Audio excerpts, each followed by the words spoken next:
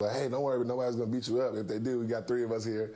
But no, they really just made me comfortable with changing my mind and letting me know, like, hey, either way, whatever you do, we're gonna be here for you and support you 120%. So that made me a lot more comfortable with everything. And then the team, they were really great with everything, and my teammates, they love me, I love them, and I just feel home here. I'm comfortable here.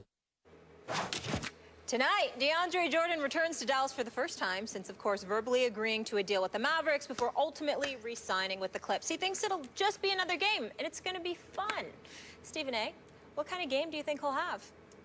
Well, I doubt it'll be just another game, but I will tell you I expect the same results.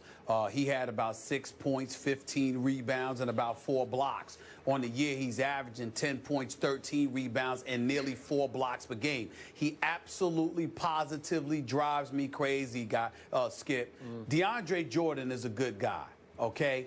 What drives me crazy about him is them damn free throws. Yep. I mean, this guy is shooting 34% from the free throw line. And it just drives me nuts. I mean, you gotta do something. He's got to do something to get his act together at that free throw line, because he's just too talented to have this holding him back. He's that much of a difference maker. He patrols the front line. He plays good defense. But he can't hit free throws, and you can't have him in at money time if he can't make free throws. It's just going to destroy everything. And then when you talk about him going against the Dallas Mavericks, let's pump the brakes on this for a second. We all got on DeAndre Jordan, but let's remind the world as to why we did. For one reason and one reason only. DeAndre Jordan didn't pick up the phone to call the Dallas Mavericks and tell them he had reneged on his offer. That's all. He has the right to change his mind. He has the right to come to his senses and say, you know what? Do I want to play with J.J. Barea and Darren Williams, or do I want to play with Chris Paul? He has the right to do that, okay? And we all know that.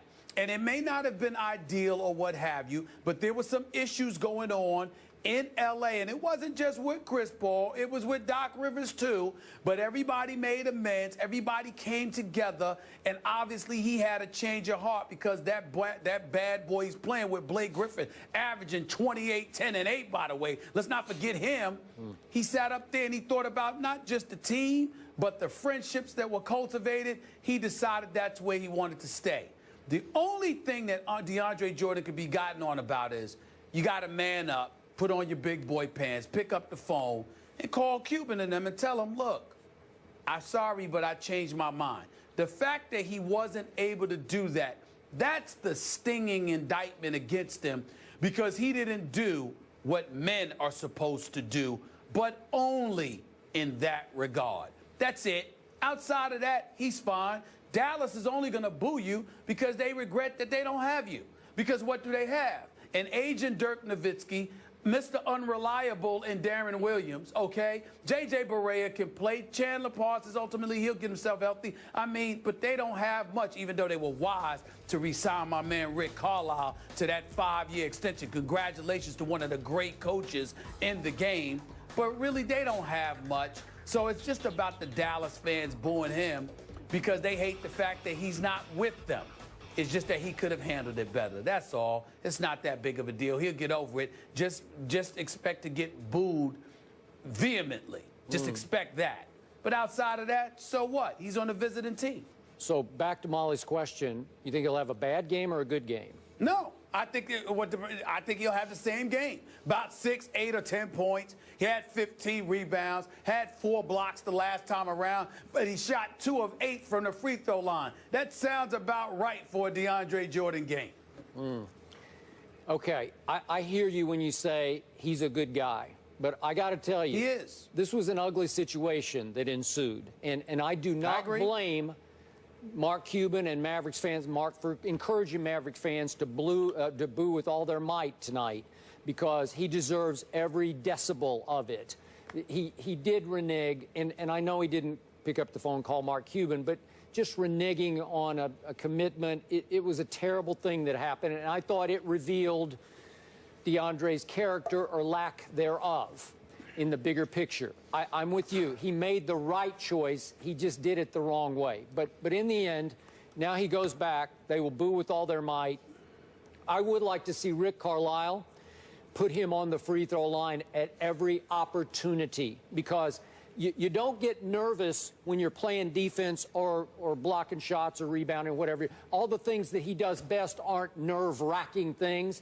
So again, he'll put up those kind of numbers. But where the nerves kick in is if you put him out there by himself and they are booing the rafters off. Yeah. Then let's see what he would do. And I think it would give these fans just a little pleasure to pull off the upset tonight, and to do so at his expense when he goes, 3 for 25 from the line or whatever it might be. I think that would be a small degree of revenge or satisfaction for those Maverick fans that got stiffed by him. Well, I tell you this, Skip, a lot of times we judge guys a bit harshly. We look at their age, and we think that defines their manhood. And sometimes that's not it. It's the experiences. And DeAndre Jordan, I believe, was never really in a situation prior to this where, he had to step up and be a grown man. And when he found himself in that situation, it was foreign territory for him, and he didn't handle it with the ease and the precision and the maturity that one would think you should handle it in. So he was called out on it because you're not supposed to renege. But in the end, bottom line is that he didn't want to go there. And so, the only thing that he could be condemned for is not that he changed his mind, is that you could have picked up the phone. But Mark Cuban never once said, never once reiterated that he harbored any animosity because DeAndre Jordan changed his mind. It was like, you can't even give me a call. You can't even show me the respect of answering my calls when I was calling you, when Blake Griffin and them were huddled in your home prior to that midnight deadline. Those kind of things. You could have shown due deference and respect to a great owner like Mark Cuban, and you didn't do that. And to me, that's what makes him look even worse. Yep.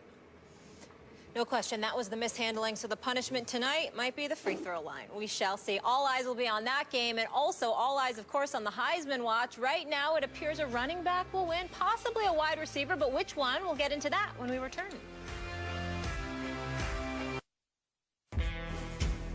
First Take is brought to you by Terminator Genesis. Own it today on Blu-ray, rated PG-13.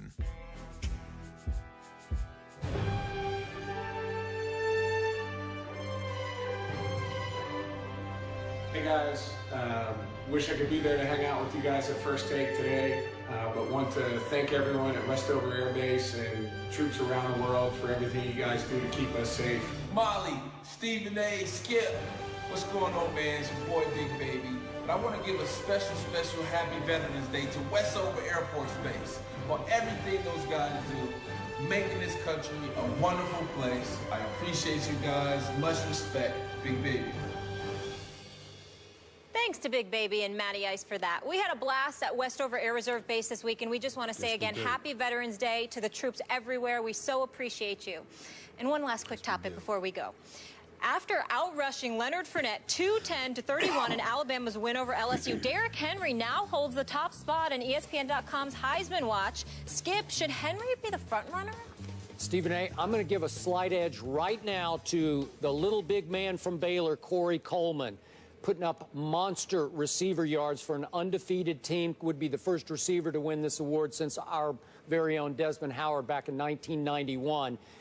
Derrick Henry is right there. I think Ezekiel Elliott is making his case and is just a touch behind there and bringing up the rear, but coming on strongly is Christian McCaffrey from Stanford.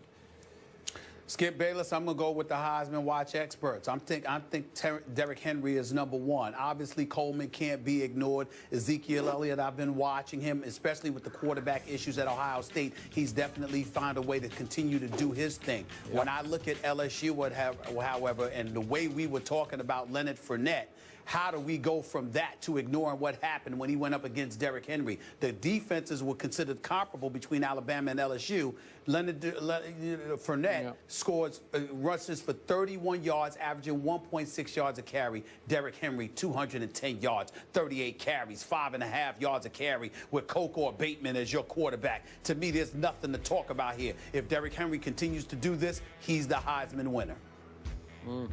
That'll do it for us. Thanks so much for being with us.